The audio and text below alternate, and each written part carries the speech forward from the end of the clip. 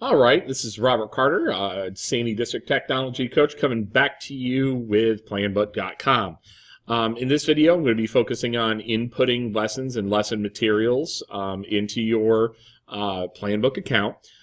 This should be following up a quick introduction on how to create your individual classes and set up your Planbook. So I'm going to start with one of my first computer science classes. You see we're blank. Now, you could put a title that allows you to keep things a little bit better organized. And you're going to see up here in the top left-hand corner that there are auto-saving, so this will refresh. If you ever want to be 100% sure that your lesson is being saved, you can go ahead and just hit that check mark right there and be completely saved. So if I hit that now, you'll see that that saves for us. There is an intermittent auto-save, though. So there are five tabs in my lesson setup for Monday 9-10. Lesson, homework, notes, instructional strategies, and standards. Now, for the most part, our buildings require posted EQs, your instructional goal, bell ringers, lesson bodies, standards, and your homework. So we're going to start with my suggested format for this. And, in your lesson body, you can start off with your EQ. You can give your student desired destination. Students will be able to. A lot of times I like to put the bell ringer in here or the warm-up, whatever whatever verbiage that you like to use. You give your lesson body in here. You can do bullets, okay, numbers of the steps or the instructional pieces that you're using in here. As you see, this acts very much like a mini word processor. You can insert, links. You can put all sorts of things in here. You can alter the fonts. For the most part, people keep things at its standard amounts. And then you can use your ticket out the door. Maybe you're using a Socrative. So basically, you're typing out the body of your lesson in this particular tab. Homework itself can be separate and easy to be put in this area here. Here's what's nice, and I'm going to go into real quick how to attach materials. Maybe you have a specific piece of homework. Maybe it's a follow-up worksheet. Maybe it's a reflection. You can put this throughout your lessons. So in this case, let's just say there's a Google Sheet that I was using. So I could add these straight from Google Drive.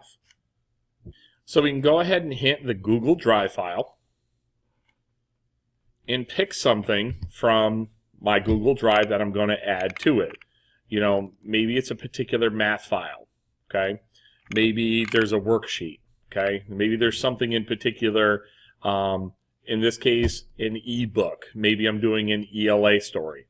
It automatically links it straight down on the bottom. You can keep it private if you need to, so it doesn't show in student view. And if you added it by accident, you can simply hit delete. We can also use the paperclip for any materials as well too. Now, for this, we have to, if it's a brand new file that we've never used before, as you see, I have a variety of materials that I've used throughout my time at SAS. And if it's a new file, I can simply upload this. Actually, go into, let's grab just Crystal Report Viewer. And you can see that it's attached to the bottom. Now, the nice thing, as I said, you can use this as a repository of your materials to be used over time, and it keeps them all in one spot. Additionally, if an administrator is looking at your lesson plans, they can have a better view of what's going on in your classroom. As I said, you can post your homework here. Maybe this is a weekly reflection in student logs due Friday. Okay.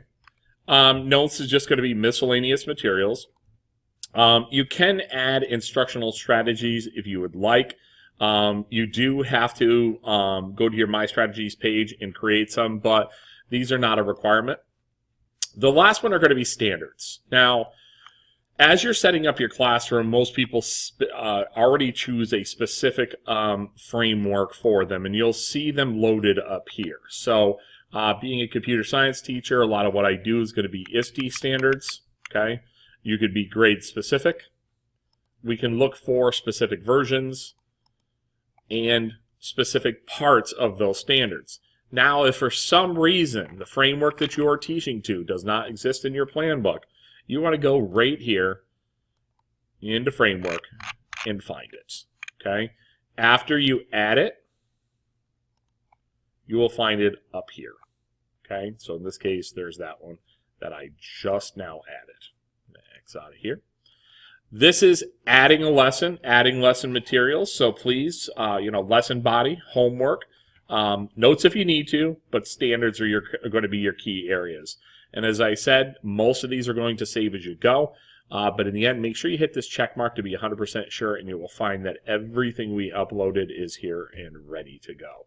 I hope this was of some use, and look towards future videos that include sharing with teachers, sharing with students, extended and bumping lesson plans. Thank you.